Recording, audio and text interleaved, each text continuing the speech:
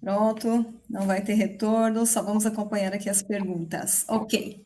Então, agora estamos à disposição para dialogar com os nossos queridos professores nesse dia de hoje, nossos docentes, e entender o que é que eles esperam para a nossa universidade nos próximos 4 anos. O que é que nossos docentes desejam para a nossa Universidade Federal de Mato Grosso nos próximos 4 anos. Então, hoje estamos aqui à disposição para responder as perguntas, para dialogar, para receber sugestões também. Então, podem começar a enviar as suas perguntas e nós começaremos a respondê-las. Professora, vamos então dar o nosso boa noite para quem está conosco e eu gostaria de iniciar, podemos? O nosso boa noite especial, então, como é direto ao ponto, vamos direto ao ponto no cumprimento, assim, caloroso e importante para os professores aqui da Barra do Garças, para os professores da Várzea Grande, para os professores de Sinop e para os professores da sede de Cuiabá. Exatamente. Então, saudamos a todos para começar esse diálogo aberto, esse diálogo franco. Todos os campos sejam bem-vindos e nos tragam também os seus problemas, as suas ansiedades, o que é que interfere no seu trabalho, na sua pesquisa, no seu ensino ou na sua forma de fazer extensão. Queremos ouvir a todos, acolher as suas sugestões e saber que realidade você vive aí no seu departamento, no seu instituto, na sua unidade administrativa, de modo que a gente possa conhecer a sua realidade pelos seus olhos, pela sua visão. Então, queremos ouvir agora a todos e também podemos começar apresentando um pouquinho das nossas propostas, né? Vamos ver se já temos perguntas aqui. Eu penso que nós poderíamos começar com o nosso plano um pouquinho e as perguntas vão chegando, professora. Pode ser? Pode ser, vamos lá. Sofia sugere falarmos dos cursos de licenciatura também. Quer começar a falar um pouquinho antes, professora Sandra, antes da gente iniciar as perguntas, as respostas das perguntas? Então, sim, podemos começar assim. Veja, eu sou a professora Sandra, então, sou formada em Direito, tenho 52 anos, trabalho com Direito há 30 anos, Direito Público, Direito Privado. Eu fiz a graduação numa instituição pública, fiz o meu mestrado, fiz várias pós-graduações lato sensu, 8 ou 9, deve estar lá no Lattes. Depois eu fiz mestrado, porque na época era muito difícil fazer mestrado, muito, muito complicado. Só fiz mestrado quando consegui uma bolsa lá na PUC de Curitiba, e aí, então, fiz em Direito. Aí depois, sempre no magistério, desde setembro de 1992, e aí, então, cheguei ao Mato Grosso, porque foi uma escolha de vida e porque entendi que o Mato Grosso tem uma qualidade de vida para oferecer para as nossas famílias inigualável, que não se encontra mais no Sul, não se encontra no Sul, em São Paulo. O meu sogro diz que nós moramos no paraíso e eu concordo com ele. Nós moramos no paraíso verde, com pessoas calorosas, com vontade de realizar. E então, no doutorado não foi diferente. Eu e a professora Daniele fizemos doutorado numa parceria, numa aproximação entre a nossa UFMT e uma instituição de São Paulo, uma instituição privada. E lá nós fizemos uma pesquisa de campo para os nossos doutorados. Nós fomos uma equipe de 20 pessoas, não é mesmo, professora Daniele? Exatamente. Uhum. O professor Daniele é da mesma turma, não é, do doutorado. Nós temos, então, 20 pessoas da nossa UFMT que foram selecionadas depois de várias eliminatórias. 20 pessoas, então, restaram. Dessas 20 pessoas, nós temos professores, agora doutores, e técnicos também doutores. E lá trocamos muitas informações sobre a nossa UFMT. Então, nossos últimos 4 anos foi, entre outros estudos, estudar a própria UFMT. Dentro do nosso grupo de discussões, nós temos agora doutores que estudaram empreendedorismo dentro das universidades públicas, que estudaram inovação nas universidades públicas, como é que esse ranking se dá nessas 69 universidades públicas que nós temos no Brasil. Então, nos últimos 4 anos, nós respiramos o FMT na pesquisa, não é mesmo, professora?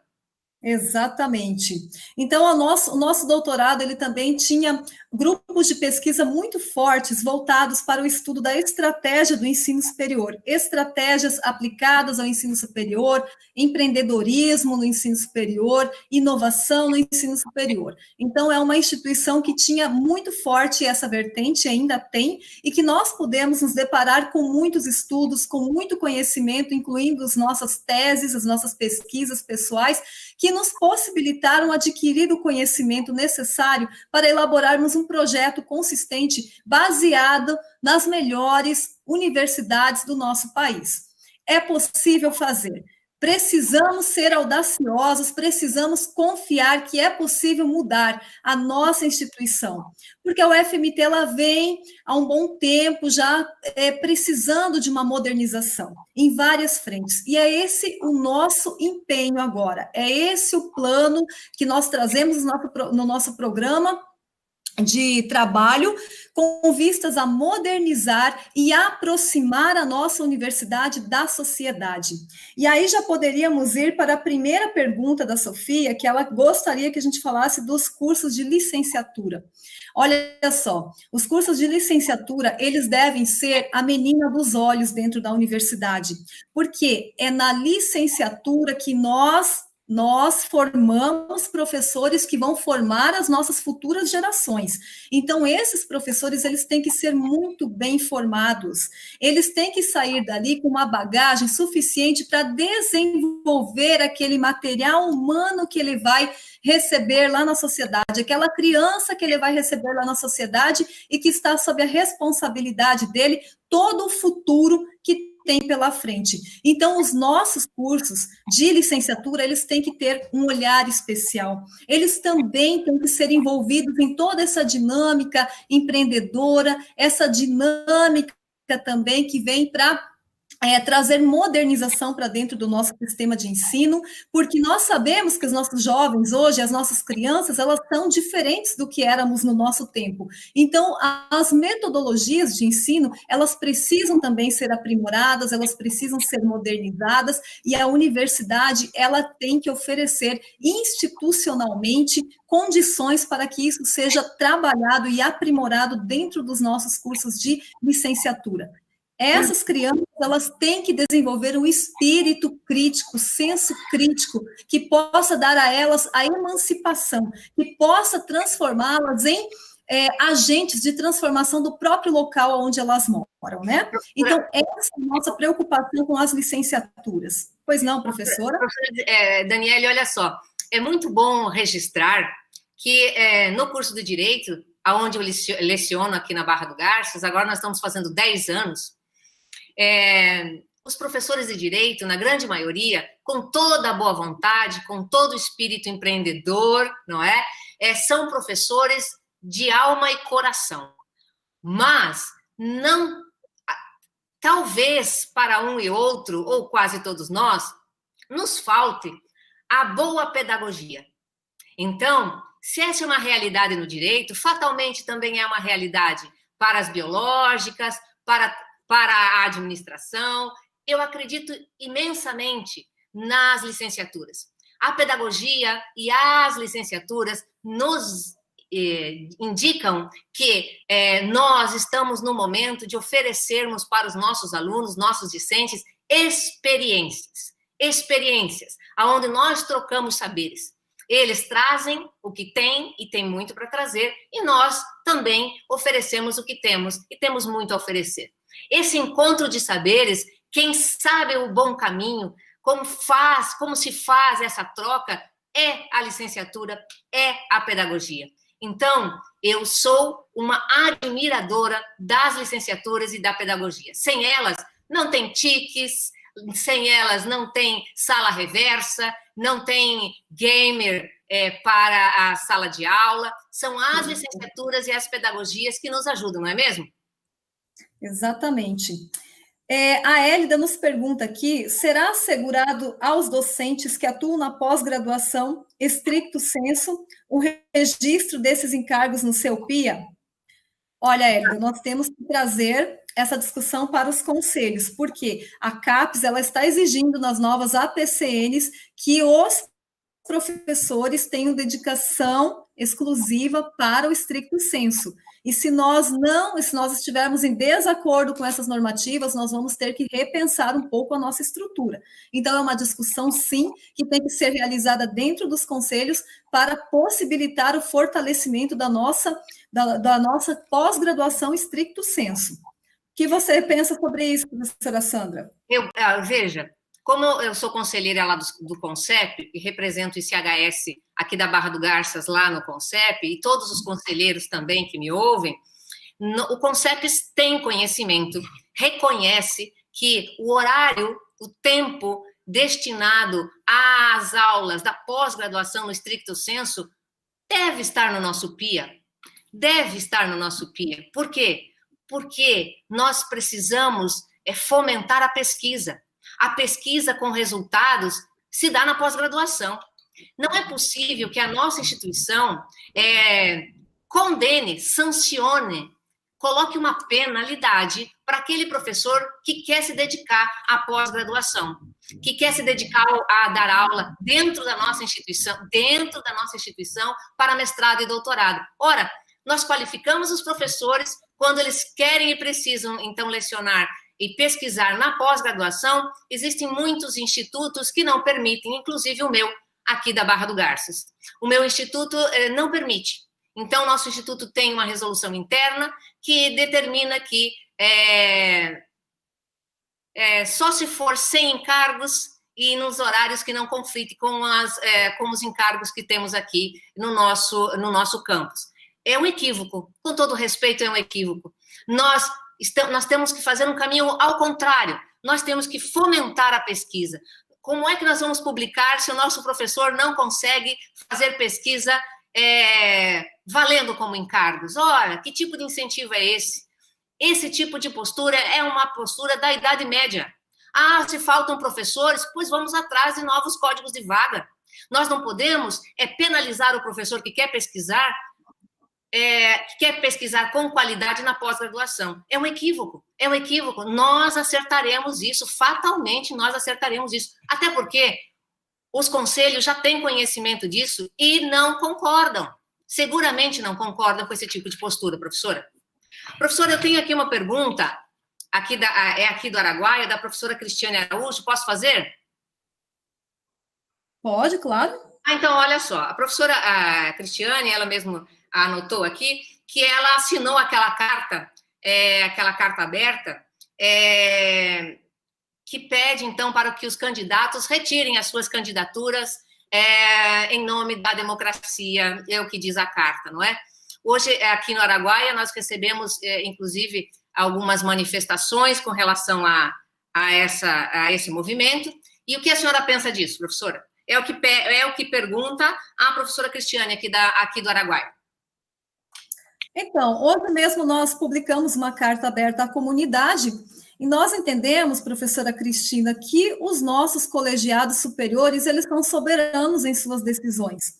Então, vejam, as decisões com relação à metodologia aplicada a essa consulta pública não foi definida pelas chapas, foi definida pelo colégio eleitoral. E a nós cabe respeitar a democracia. Então, nós não temos poder para mudar nada do que foi acordado no colégio eleitoral. Então, veja, lá nós temos a representatividade de todas as unidades da universidade. Todos foram ouvidos, todos se manifestaram e foi aprovado a forma como seria conduzida a consulta pública. Depois disso aprovado, tem um regimento feito pela comissão eleitoral que nós acatamos. E no momento adequado do convite, quando lançou-se o edital, nós nos inscrevemos, certo? Então, até esse ponto, nós estamos acatando a decisão dos colégios superiores, dos nossos conselhos superiores. Quer complementar, professora Sandra? Sim, eu gostaria muito de lembrar a todos nós, professores, que a democracia viva é a democracia de todos nós, e não é a democracia do grupo A, ou da democracia do grupo B, ou do indivíduo A, ou do indivíduo B. A democracia é de todos nós. E nela, nós temos estratégias, nós temos posições, tudo isso é absolutamente bem-vindo. Então, como eu vejo, mesmo na sua linha, nós tivemos 4 anos para pensar nas eleições e na lista tríplice e na consulta à comunidade universitária. Não é no último ano, não é no último biênio, não, nós tivemos 4 anos para pensar nisso, não é? E o que aconteceu é que nós fomos deixando para a última hora, não é? Então, neste momento, nós estamos dentro da lei, fazendo o que o regimento determina e obedecendo o que o colégio eleitoral, reunido com SUNE, CONCEP e Conselho Diretor, votaram. Então, lá, sim, nós tivemos uma longa discussão e lá nós tomamos, então, as decisões. Eu e a professora Daniele respeitamos a decisão que foi tomada. E, assim, nós entendemos que nós estamos a representar o momento, nós estamos representando o passado e nós estamos representando o futuro da democracia da nossa universidade, professora. E aproveitamos para convidar a todos para participar desse momento, porque quando a gente não se manifesta, quando a gente não vota, a gente permite que outras pessoas escolham pela gente. Então, é o exercício da democracia. Nós temos que aprender a respeitar a democracia também. E, infelizmente, às vezes a gente não é contemplado em um regime democrático, porque democracia é 50% mais um, venceu. Mesmo que a gente não seja contemplado, às vezes a gente precisa aprender a respeitar a democracia. É o que a gente está fazendo nesse momento. Agradecemos a pergunta, professora Cristina. Professora Daniele, só na mesma linha, lembrando que amanhã, que é dia 14, nós teremos a consulta teste. E vamos convidar todos os professores, alunos e técnicos, vamos testar esse sistema, essa ferramenta. Amanhã é o dia de testar. Vamos ver se funciona realmente, quais são as fragilidades, se houverem, não é? Para que no dia 24 esteja tudo ok para a nossa, então, participação efetivamente, não é mesmo? Exatamente. Novamente, reforçamos o convite. Vamos participar. Vamos para a pergunta agora do professor Ávilo. Ele diz o seguinte: tenho a formação em licenciatura em pedagogia e vejo realmente a necessidade de formação dos professores da UFMT. Eu acredito que ele queria dizer em educação. Aproveitando a sua pergunta, professor, realmente, uma discussão que se tem no ensino superior é que em um mestrado e um doutorado nós somos formados para sermos pesquisadores. Dificilmente o programa nos forma para sermos docentes. Essa é uma falha do ensino de stricto sensu como geral, é uma falha geral dos programas. Poucos deles se preocupam em ter disciplinas voltadas para a docência. E pensando nisso, até o nosso sistema de formação aqui da universidade, ele também é muito raso. Quando a gente adentra a universidade, a gente passa por uns 3 dias de formação, mas que não trabalha metodologias, trabalha algumas coisas em relação à apresentação da estrutura da universidade, fala-se um pouco em avaliação, a gente acaba fazendo um artigo depois voltado para a área da educação, mas é preciso, no mínimo, uma semana, uma carga horária muito mais elevada, se a gente for trabalhar metodologias, se a gente for trabalhar sistemas de avaliação como um todo, e esse sistema nós vamos implementar na universidade, aproveitando já toda essa mudança que a própria pandemia trouxe para a gente, essa necessidade do uso de ferramentas digitais, e até foi uma iniciativa que agora o nosso STI teve, a CETEC teve, de qualificar os nossos professores. Nós vamos implantar uma sequência de formação continuada dos nossos professores, porque todos nós precisamos ser capacitados. A todo tempo as metodologias estão mudando, e nem sempre nós sabemos trabalhar com elas, porque muitas vezes nós não fomos formados para trabalhar com elas. Então, há necessidade dessa formação constante. Nós precisamos trabalhar essa formação de maneira continuada, trabalhando por mídias digitais, por metodologias ativas, e também implementando agora essa carga de atividades de extensão, que vai ser obrigatório ter dentro dos nossos projetos pedagógicos. Exatamente. Então, a formação continuada é um dos nossos compromissos. Professora Daniele, olha só, nós já conversamos tantas vezes sobre isso, aliás, conversa dos nossos últimos 4 anos, não é? Lá no doutorado, com os nossos colegas aqui da própria UFMT. Professora, nós respeitamos a vocação do professor. Então, nós temos bons e valorosos professores que não querem ser pesquisadores. Eles querem ser professores. E nós respeitamos isso. E em sala de aula são maravilhosos. Mas, por outro lado, nós temos professores que têm uma veia e uma vontade e um perfil de pesquisador. Então, para esse professor pesquisador que ficou esquecido nesses últimos 4 anos, nós pretendemos revigorar o Fórum dos Pesquisadores, não é? E aí nós rendemos homenagem à professora Tereza Iga, ao professor Marcos Cruz, que estão trabalhando isso também há vários meses, há muitos anos. O Fórum dos Pesquisadores é um fórum onde todos os professores com perfil de pesquisa se reúnem para colocar as suas necessidades, as suas metas, não é? E isso significa, professora, como a gente já falou tantas vezes, gestão em governança. Por quê? Quando as pessoas se envolvem para dizer o que precisam, o que querem e aonde querem chegar, nós chegaremos longe. As metas são atingíveis, não são absurdas, não é? As metas são críveis, são atingíveis, e aí a pesquisa vai ter um novo ar, um novo oxigênio. Como nós sabemos que temos valorosos professores na Várzea Grande, nós temos valorosos professores pesquisadores na sede, aqui no Araguaia, não é? E também em Sinop.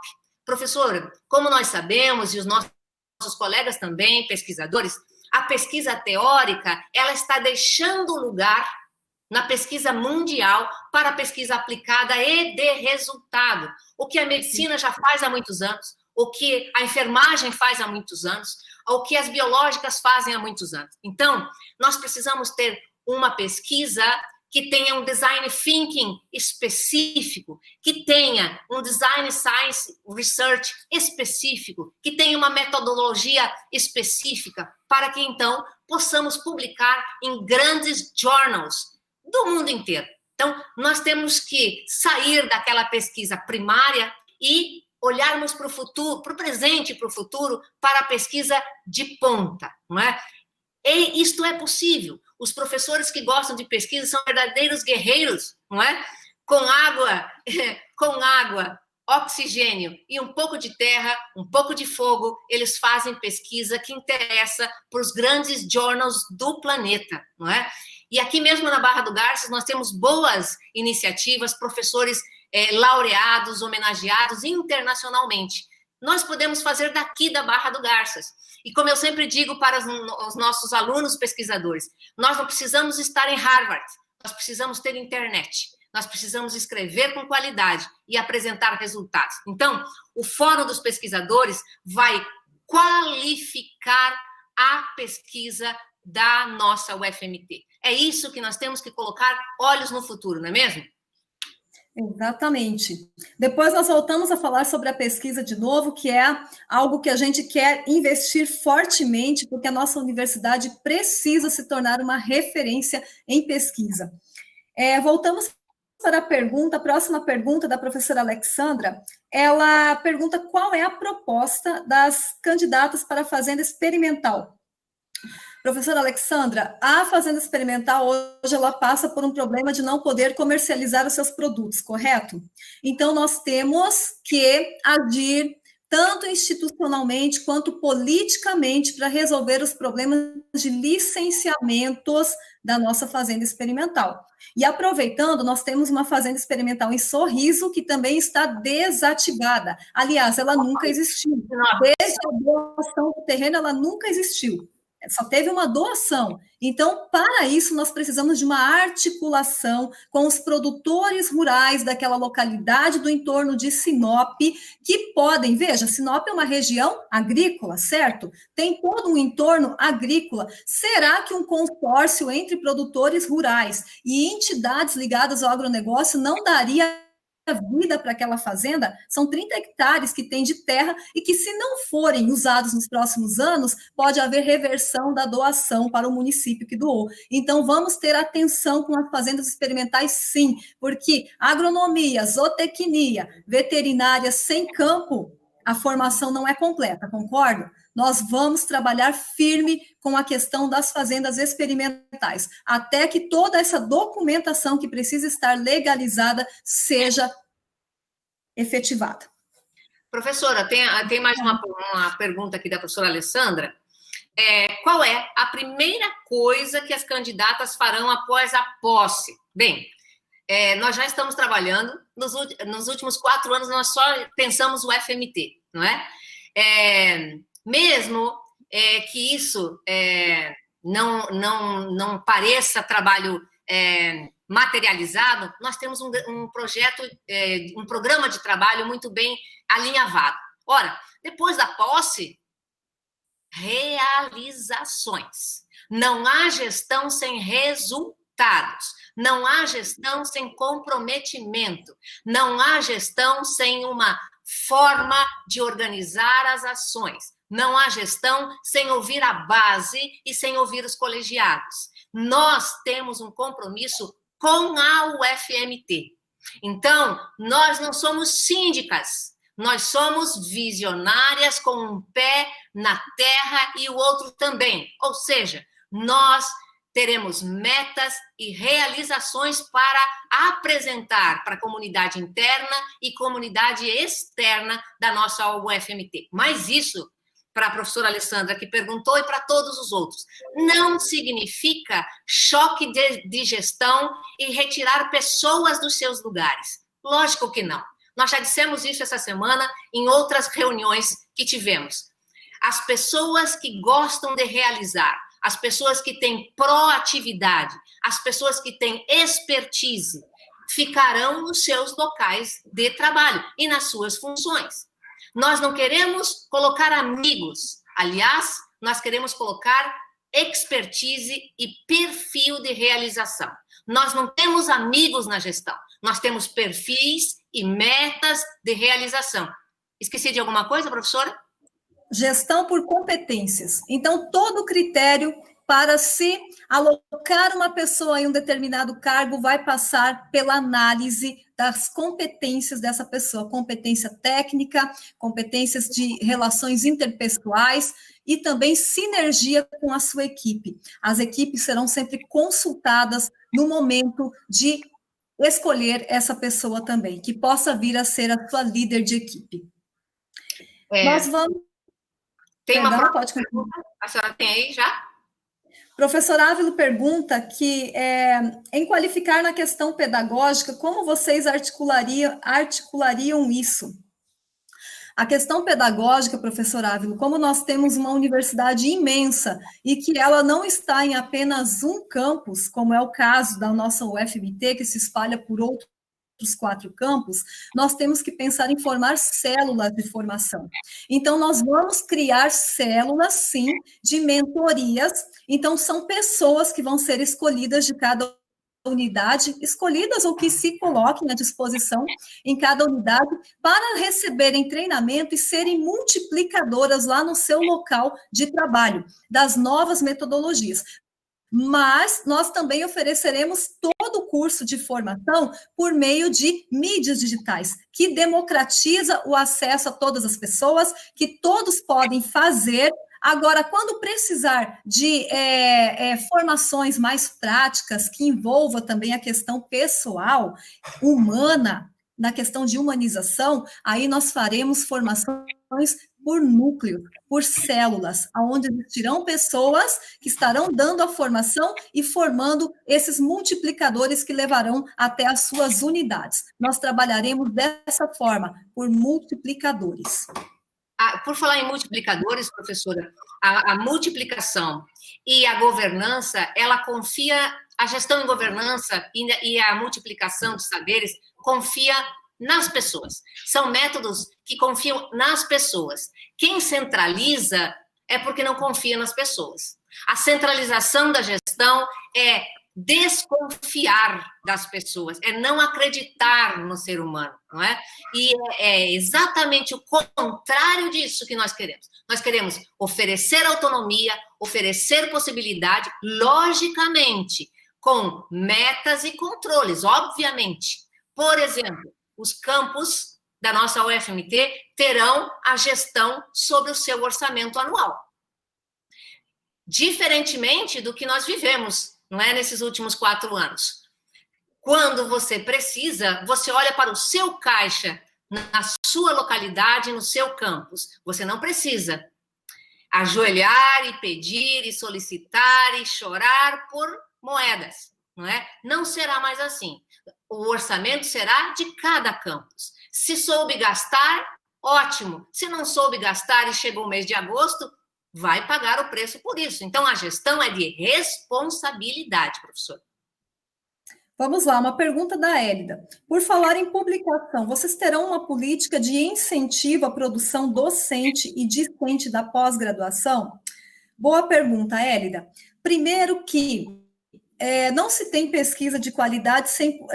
não tem pesquisadores de carreira sem publicações, né? Então, nós temos que dar visibilidade ao resultado final das nossas pesquisas. Para isso, nós temos também que preparar as pessoas. Veja que a carreira do pesquisador, ela é bastante, ela exige bastante do pesquisador, porque ele tem que definir qual o tema que ele vai pesquisar, ele tem que implementar, colocar em prática aquilo que ele planejou, colher os resultados, sistematizar, escrever um paper, encaminhar a uma revista, a um periódico, e se for internacional, ele tem que ainda pagar essa tradução, a tradução técnica, né? Porque embora muitos conheçam outra língua, nós temos que nos preocupar com a tradução técnica. Só que, muitas vezes, as pessoas não têm bolsas para isso, elas têm que fazer do próprio bolso, principalmente os pesquisadores iniciantes, né? E são justamente esses que têm que receber uma atenção mais especial, porque ele ainda não é um pesquisador, um PQ, como se diz, né? Não é bolsista de produtividade do CNPq, ele não tem uma bolsa específica para isso ainda, ele tem que construir uma carreira para um dia conquistar uma bolsa, né? Então, nós temos que fazer essa preparação. E um dos nossos compromissos é criar um fundo de amparo à pesquisa interno da universidade. Para quê? Para alavancar a produção científica dos nossos professores iniciantes, aqueles que fazem parte do corpo permanente dos programas e que ainda não têm um amparo para poder fazer as suas pesquisas de qualidade, que possam ser publicados em periódicos de excelência no exterior. Então, lembrando que nós precisamos fazer pesquisa qualificada hoje, é isso que consta na avaliação, né? E também pesquisas que gerem impacto social. Essa preocupação, ela vem num crescente dos nossos órgãos de avaliação e nós temos que manter sempre um olho no nosso trabalho e o outro no órgão de avaliação, para a gente ir acompanhando o que é que eles estão querendo que a gente, de que forma eles querem que a gente vá moldando a nossa pesquisa. E outra ação que é muito importante, Hélida, é a gente formar também um escritório de captação de editais. Um escritório onde tenhamos pessoas exclusivas para fazer busca de editais no mundo inteiro, não só no Brasil, mas no mundo, que possam trazer aos nossos pesquisadores formas de captar recursos que venham alavancar as pesquisas. A pesquisa de qualidade, ela tem um alto custo, e nós precisamos buscar esses recursos em todas as fontes disponíveis possíveis. Também queremos reestruturar o escritório de projetos nesse sentido. Os nossos docentes que ainda não têm uma expertise em estruturar um projeto, submeter a agências de fomento à pesquisa, nós temos que ter pessoas que possam lhe auxiliar nesse sentido. Então, já temos um escritório de projetos, é claro, mas nós temos que ter um voltado para projetos de captação de recursos para a pesquisa. Então, esse é um compromisso nosso também, como forma de alavancar a pesquisa. Professora, a pesquisa, ela necessariamente necessita cuidar da nossa pós-graduação stricto sensu. Dos nossos cursos de stricto sensu que nós temos hoje na UFMT, vários, e os professores sabem do que eu estou falando, estão a perigo. Estão a perigo porque a nota é muito baixa e não conseguem produção científica. Não é possível, professora, e eu me desculpe falar isso, mas não é possível destinar valores para aquelas publicações dos amigos que publicaram em revistas sem necessidade de qualquer pagamento para a tradução Então, amigos não podem receber R$ 2.000 porque publicaram. É o contrário. Nós temos que fornecer valores para a tradução para o inglês, para a tradução para o italiano, para o francês. É este o investimento. E não cuidar dos amigos que publicam artigos em revistas que não têm taxa alguma para a publicação. É um absurdo isso. Isso é a Idade Média. Nosso compromisso é com a UFMT do século XXI. Aqui a Gisela, ela pergunta, a professora Gisela diz, boa noite, tem-se a intenção de considerar os encargos do professor do PPG, isso é ótimo. Haverá alguma análise na distribuição de encargos entre os professores que atuam ou não atuam na pós-graduação? Essa discussão tem que ser feita dentro dos conselhos, porque deve-se criar um regimento que aí seja válido para todas as unidades. É claro que cada unidade pode fazer as suas adequações, mas essa discussão ela já vem se arrastando há muito tempo na universidade, e é importante que isso seja discutido dentro dos conselhos superiores, para que você tenha algo a nível de instituição, para determinar essa política. Como que a gente alavanca a pós-graduação se não há essa preocupação? Então, é uma discussão que a gente até já fez um pouquinho aqui, mas que nós temos que passar pelos nossos conselhos e conscientizar os nossos conselheiros da importância de alavancar a pesquisa da nossa instituição. Por enquanto, nós temos 5 programas que são referência, conceito 5, que ele equivale a uma referência nacional, né? Então, há grandes esforços, né? Os nossos professores, os nossos docentes, eles acabam tendo que mover muitos esforços para atingir esses patamares, né? Porque a gente bem sabe que para estar no nível superior, é preciso que o corpo docente todo, o corpo docente permanente esteja alinhado no mesmo nível de produção. Não é apenas um professor que puxa a frente e o restante vem num nível menos intenso. Então, a gente tem que ter uma construção institucional para que todos estejam no mesmo nível de produtividade, né? Professora, temos aqui uma pergunta do Daniel Aguiar. Posso fazer? E vamos direto ao ponto, sem rodeios, ok?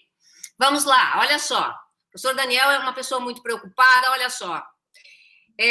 Nós tivemos nos últimos meses, por falta de pagamento, corte de energia elétrica na UFMT. Foi vergonhoso, são palavras dele.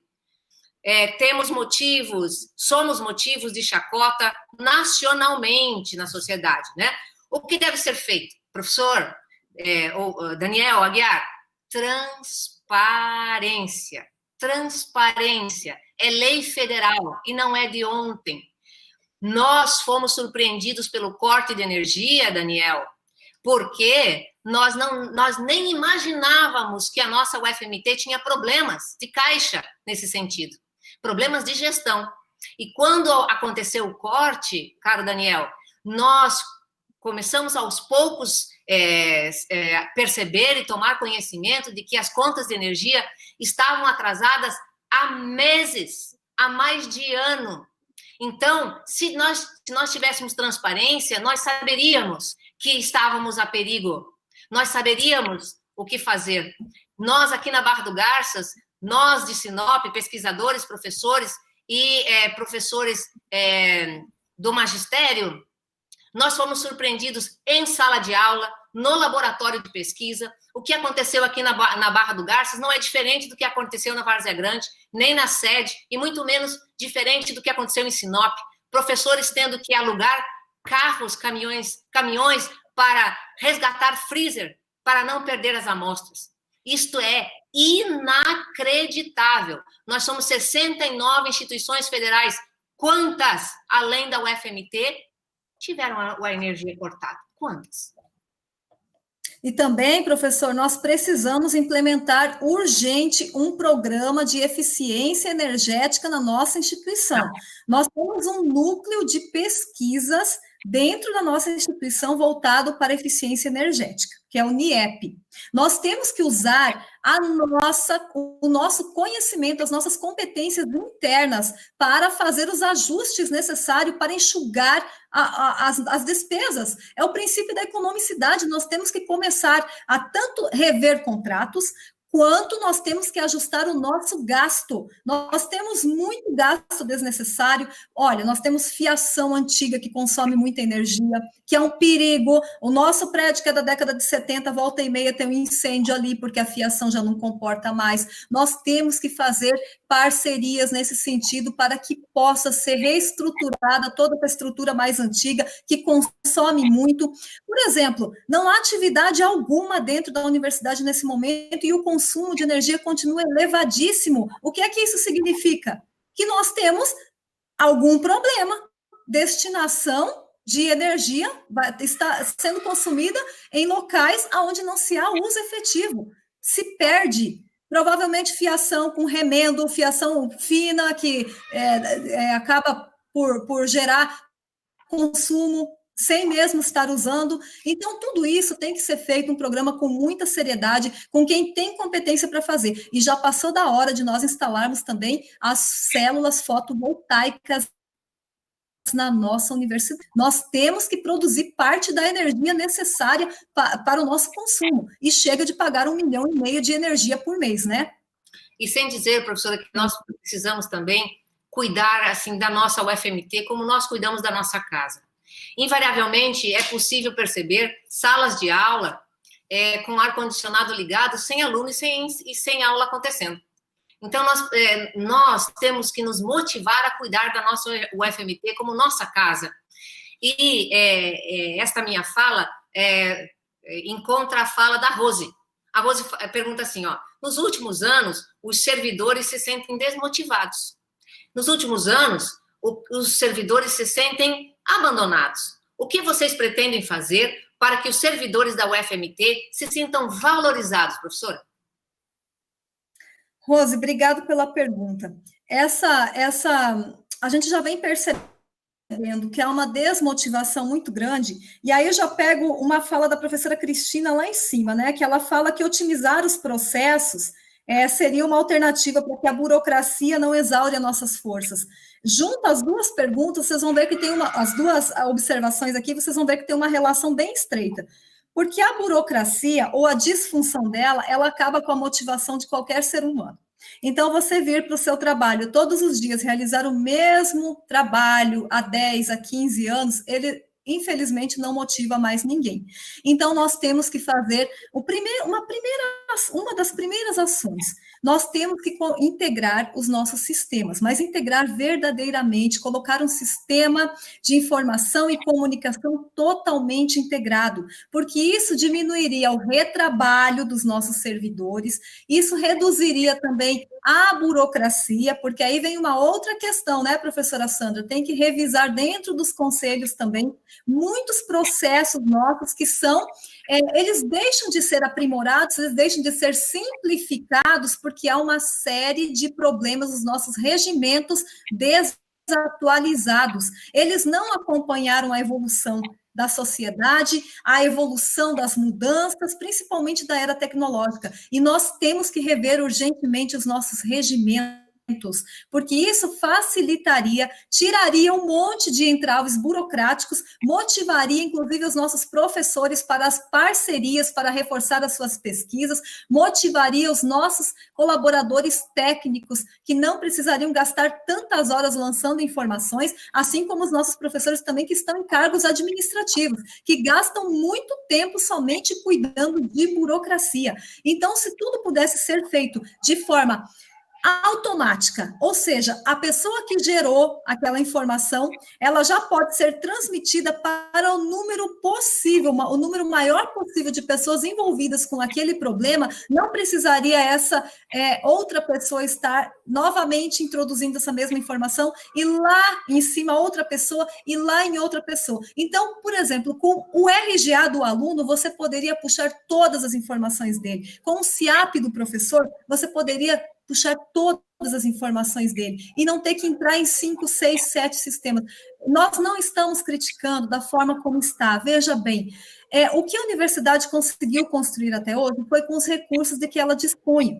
E a gente reconhece isso. Mas nós precisamos ser mais audaciosos. Já tem programas prontos que universidades federais usam, que a gente precisa adquirir essa licença, adaptar a nossa realidade, reformar os nossos regimentos para poder agilizar esses processos e, com isso, já trazer uma nova motivação aos nossos servidores. Mas também os nossos servidores precisam, pegando a informação, a pergunta da Rose também, precisam ser novamente trazidos para o convívio dentro da universidade, né? Então, a gente tem muitos projetos para tornar a nossa universidade viva novamente. Amanhã mesmo nós teremos uma live com o pessoal da educação física, trazendo muitas ideias para trazer projetos para melhorar a qualidade de vida dos nossos servidores, né? Até a gente já falou na live da semana passada sobre várias ações para os nossos servidores, mas a questão da qualidade de vida, oferecer condições para que eles possam também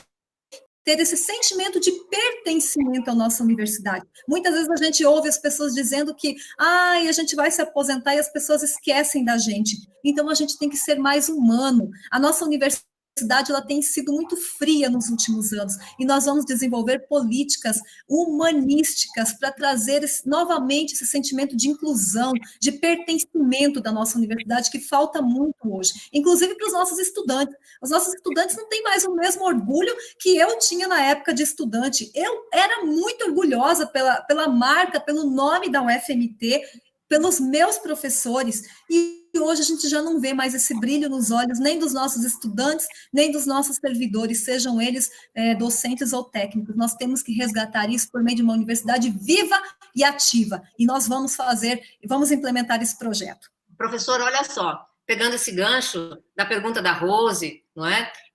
Veja que interessante, nós gastamos muito tempo com burocracia obsoleta, não é? A burocracia faz bem para a gestão, mas ela tem que ser inteligente, não é? Dentro dos nossos departamentos, dos nossos colegiados, enfim, dos nossos cursos, nós sabemos bem, professores, quanto é difícil para conseguir convencer um colega para ser coordenador. Não é uma questão de amizade e não é uma questão de valorização. Muitos são os professores que não querem ser coordenadores porque é muita burocracia antiga, é muita burocracia medieval e que gasta muito e adoece o professor. Já perceberam, meus amigos, quantos coordenadores de curso adoecem no ano que estão na gestão ou no biênio que estão na gestão? Isso é inacreditável. Inacreditável adoecer por conta da gestão. Não é possível. E por falar em órgãos colegiados, professora, nós sabemos, evidentemente, que o Consune, nos últimos meses, não é, fez um resgate do seu regimento interno, mas ainda não está totalmente alinhado com a gestão em governança, com a gestão em compliance. Nós vamos fazer isso. Nós sabemos também que lá no CONCEP, os meus colegas conselheiros sabem disso, que nós estamos numa luta há muito tempo para revigorar e harmonizar o regimento do CONCEP. Nós estamos com ele já para pautar, nós vamos fazer a pauta dele já, e vamos começar a discutir sobre a revisão do nosso regimento interno. Porque não é possível, professora, termos reuniões de 12 horas. Isto é adoecer as pessoas, isto é adoecer o nosso conselheiro, isto é adoecer o nosso gestor. Isto é inacreditável, isto é Idade Média. Nós temos que trazer a nossa UFMT para hoje, para o futuro. É isso, professora? Ok. Patrick diz o seguinte, que a legislação obriga que o professor desempenhe um percentual de sua carga horária na graduação. Correto, exatamente. Todos nós, todos os professores, mesmo estando em programas de pós-graduação, ele tem que atuar na graduação também, porque é regra, é lei, eles entendem que é importante que o professor que já está num alto nível de pesquisa, como pesquisador, ele também coloque o seu conhecimento a serviço da graduação, dos jovens em formação na graduação. Até porque se ninguém quiser ministrar, senão ninguém iria querer ministrar aulas na graduação? Eu acho que não, Patrick, porque nós temos diferentes perfis de professores também. Veja só, nem todos os professores querem trabalhar na pós-graduação. Há muitos que desejam ficar somente na graduação. Então, isso vai muito de perfil. Eu vejo que tem os dois perfis dentro da nossa universidade e que eu acho que... Porque, assim, a adesão também à pós-graduação, ela é voluntária. Não existe uma legislação que obrigue nenhum professor a fazer parte de um programa de pós-graduação. Ele é convidado. Se ele assim desejar, tiver a pontuação, ele pode ingressar, né, ser credenciado. Mas eu não vejo como uma forma de retirar todos os professores da graduação. Eu acredito que muitos têm perfil de graduação, que gosta muito mais de trabalhar em projetos de extensão do que projetos de pesquisa. Gosta muito mais de estar ali ensinando, fazendo essa ponte com a sociedade, do que propriamente fazendo a pesquisa em laboratórios, né? Então, vai muito do perfil. Eu penso dessa forma, Patrick. Ele complementa dizendo que há que se considerar também o perfil e aptidão de cada um. Desculpa, você falou agora aqui, né? Pois ainda que pareça óbvio, precisamos sempre lembrar que se trata de um ser humano e nem uma máquina. Muito bem. Como conciliar a obrigatoriedade legal, as necessidades institucionais e a aptidão dos professores? Bom, Patrick, eu acho que a gestão por competências ela tem que começar desde o momento que você faz a distribuição dos encargos. Então, cada departamento tem o seu próprio regimento para isso. Então, o nosso tem lá alguns critérios. Então, quais são os critérios para a distribuição do encargo? O primeiro critério tem que ser sempre quem é o professor que tem a maior experiência naquela área, o maior conhecimento naquela área, daquele componente curricular, e depois vem o restante dos... por exemplo, o nosso departamento, no regimento antigo, ele tinha lá como primeiro critério, idade do professor no departamento. Está tudo errado. Você já fere uma gestão por competências na sua essência. Se você colocar como primeiro critério, primeiro da casa, o professor... como é o nome do professor? Decano. É o decano. O docente decano, ele tem o direito de escolher a sua disciplina. Não é por aí. Se a gestão for por competências, que é o que a gente defende, o primeiro critério é a experiência, é o conhecimento, é o que ele já tem ali de bagagem acima dos outros para poder ser alocado naquele local. E aí vem, novamente, os regimentos, né? Isso. Mas que pode ser o decano, por que não? Pode ser o decano, pode ser o mais antigo, não é? Uma coisa não exclui a outra, né? Ele fez uma especialização, um doutorado, um pós-doutorado, enfim, na área específica. É óbvio que ele tem, então, a maior expertise, não é? E pode ser o decano. Nós temos vários exemplos, professora Daniele, de colegas professores, e aí eu vou citar Sinop, porque é de lá que vem o exemplo que eu quero marcar aqui, professores que têm mais de 2 doutorados. Esse professor, ele está ultra especializado e ele precisa muito ser valorizado, não é? Então, tem professor já no 2º doutorado em Sinop, então eu estou usando o exemplo pedagógico de Sinop, mas é extensivo a todos os outros, não é? Ora, se o professor continua estudando, continua se aprimorando, ele fatalmente tem, sim, uma veia, uma vocação, não é? Para aquela disciplina, para aquela área do conhecimento, não é? Professora, nós já estamos nos encaminhando para os minutos finais aqui do nosso encontro de hoje, mas que não será o último, não é? Como nós já fizemos, nós já nos encontramos virtualmente com os técnicos, com os discentes, hoje com os nossos colegas professores, e teremos outras oportunidades até o dia 24. Então, só para lembrar os nossos professores, o primeiro debate entre os candidatos, não é, professora? Será no dia 15 de julho, não é? 9 horas da manhã. 9 horas da manhã no horário de Cuiabá e 10 horas no horário de Brasília, não é? Então, mas eu não posso assistir nesse horário. Não tem problema, vai ficar, então, guardado no YouTube, você pode assistir no momento que lhe for melhor, não é? O segundo debate, então, será com vice-reitores, e isto é uma inovação. Veja, a nossa universidade é, sim, inovadora, não é? Será no dia 16, não é, professora? Reunirá, então, os vice-reitores, os candidatos à vice-reitoria, novamente às 9 horas da manhã de Cuiabá e às 10 horas da manhã de Brasília. E o link, tudo isso será, então, nos oferecido pelo Colégio Eleitoral, pela Comissão de Consulta. Então, nós teremos outros encontros para falar sobre as nossas necessidades, não é? Teremos novas oportunidades. E depois do dia 24, nós poderemos continuar. Como existe lá o valoroso fórum dos pesquisadores, nós podemos ter fórum dos professores que têm gosto pela sala de aula, pelo magistério, e pelas novas tecnologias, também podemos ter fórum, e assim por diante. Isto não vai acabar, isto tem uma tendência de se especializar, de se aprimorar, não é mesmo? Exatamente. E é importante também, uma das nossas iniciativas é fazer um centro de núcleos, para que a gente possa ter uma coordenação de todos os núcleos da universidade também, para que esses conhecimentos, eles sejam socializados entre os mais diversos programas. Então, há núcleos de pesquisa em todos os programas, praticamente, né?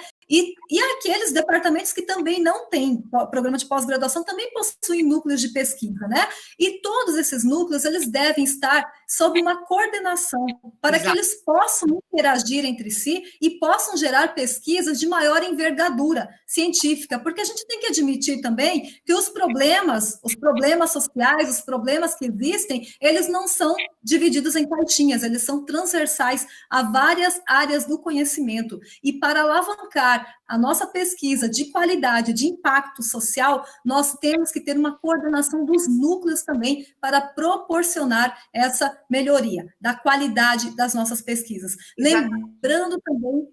Perdão, professora, pode falar?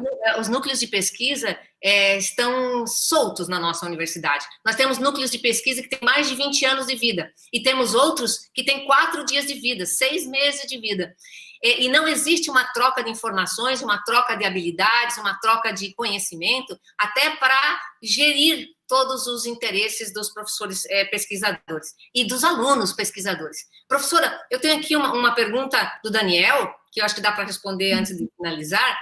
O Daniel Aguiar faz uma pergunta muito interessante também, como todas as outras que foram até agora, que como é que nós vemos e como é que nós vamos cuidar da Unicelva? A Unicelva, mesmo arrecadando muito nas falas do Daniel, não é? Anualmente, não fracionam ou não financiam as pesquisas. Como que a senhora vê isso?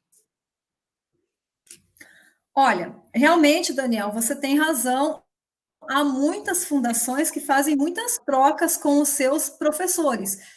Eu conheci de perto uma na minha tese, né, que é a FIA, Fundação, né, Internacional de Administração lá dentro da USP, da FEA, né, e que é uma fundação que permite a esses professores fazer todo tipo de consultoria, todo tipo de captação de recursos na sociedade e que se revertem para os seus grupos de pesquisa e para si próprios, né? E os seus alunos ali em torno dos seus projetos de pesquisa, né? Claro que é com o devido fatiamento, como aqui acontece na Unicelva também. Né? Nós temos um outro exemplo de uma fundação fantástica, que é a de Viçosa, né, que ela tem um orçamento próprio, né, vindo das próprias produções dela, né, que nós podemos começar a pensar aqui para dentro da nossa fundação também. Nós temos algumas vocações no nosso estado que poderiam dar origem a produtos comercializáveis, por que não a gente já pensar em patentes e que pudessem ser revertidos para os nossos pesquisadores, para os nossos núcleos de pesquisa. Vamos começar a pensar sobre isso, discutir com a direção da Unicelva também. Gostei muito da sua colocação, Daniel, é algo que a gente tem que pensar, sim, para reverter o orçamento também de todo esse intermédio para a nossa pesquisa, para reforçar a nossa pesquisa. Professora, mas é importante registrar que a nossa Unicelva é importantíssima para a nossa UFMT. Ela faz uma boa parte do trabalho dela cumprindo a legislação brasileira. Então, existe uma parte da legislação brasileira que é dura mesmo, Não tem jeito de negociar com a legislação federal. Aliás, essa é uma das primeiras regras de compliance. Cumprir a lei. Cumprir a norma, cumprir as regras. Isto é fair play.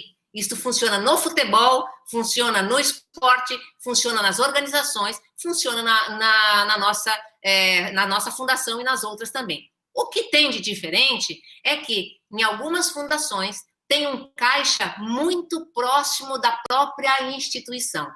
Vamos também usar de exemplo uma fundação lá no Rio Grande do Sul, que fica de frente para o mar, que fica de frente para o Oceano Atlântico e que vende conhecimento para a Petrobras, por exemplo, não é? O caixa desta fundação é absolutamente interessante, professores. E não há limite, não há teto constitucional quando se trabalha dentro de uma fundação.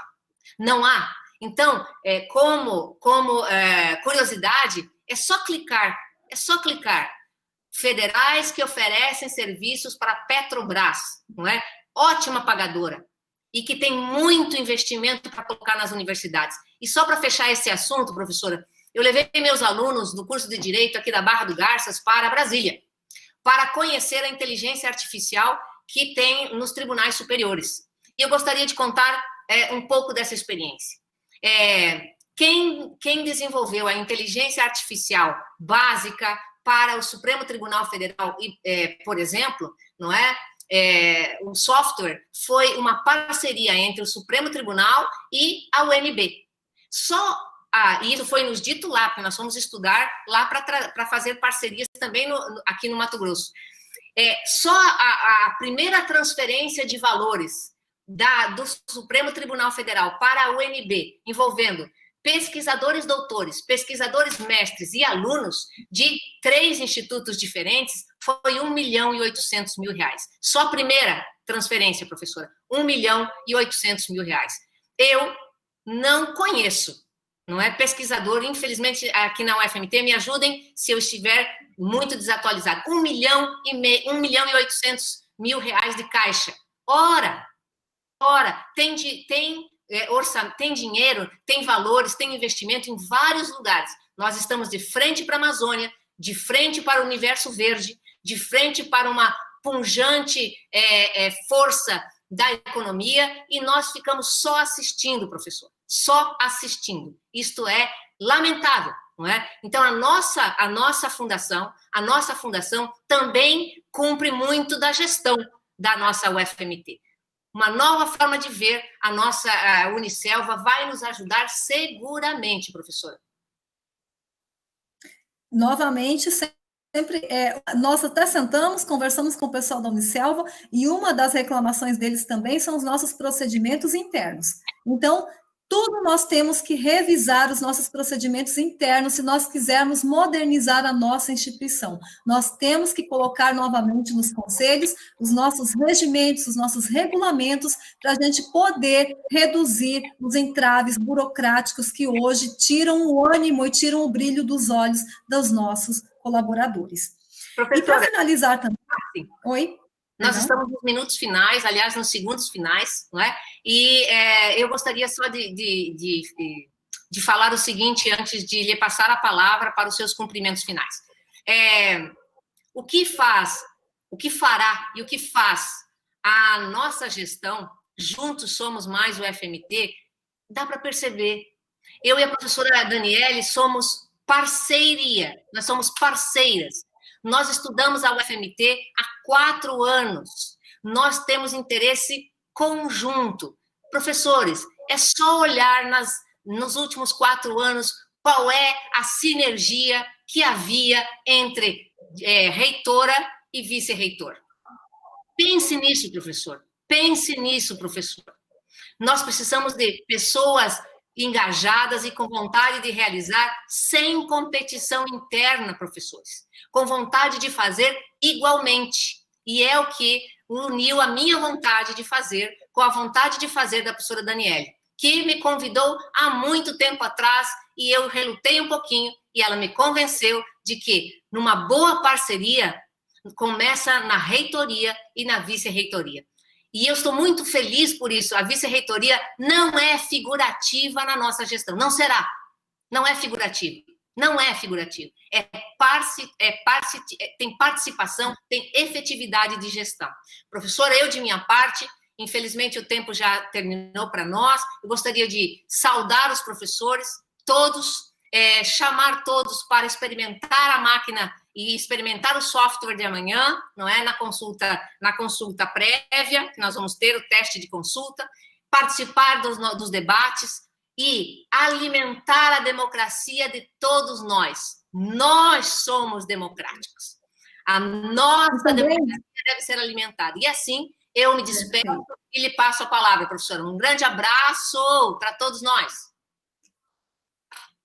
E também é importante dizer que a professora Sandra, ela disse que ela relutou um pouquinho quando eu a convidei para ser a vice da nossa chapa. Na verdade, ela relutou muito. Ela não queria, ela me disse hoje ainda que não estava bem nos planos dela ser vice-reitora. E eu disse para ela, nós vamos empreender esse projeto juntas, porque nós somos a junção da complementariedade que das competências de uma que complementa a outra. Então, eu tenho uma visão de gestão, eu consigo envolver muitas pessoas em torno de um projeto, em torno de um resultado, eu gosto muito de planejar e de cumprir, executar o planejamento, porque o meu foco é muito voltado para resultados, mas também eu gosto muito de envolver as pessoas em torno de projetos. Só que na gestão pública, como bem sabemos, nós só podemos fazer aquilo que a lei permite, e nesse caso, falta-me essa competência. Quem é que eu precisava ao meu lado para complementar aquilo que faria o conjunto perfeito? Alguém com boas ideias, com boas intenções, que quer modernizar a nossa universidade, com projetos de futuro, muita vontade de trabalhar, muita vontade de correr atrás de recursos, de articular pessoas, mas precisando de uma assessoria jurídica. Então, por que eu convenci a professora Sandra a fazer parte dessa chapa? E não me arrependo em momento algum de ter insistido, é porque eu precisava de uma pessoa com o perfil da professora Sandra ao meu lado, que é uma expert em direito constitucional. Então, é a pessoa com a competência mais apropriada para estar ao meu lado nessa gestão que vamos fazer nos próximos 4 anos da nossa universidade, contando com o apoio de cada um de vocês, que nós precisamos do seu voto para estarmos lá. É a democracia. Nós convidamos a todos, conclamamos a todos e a todas para que possam vir fazer parte dessa festa da democracia.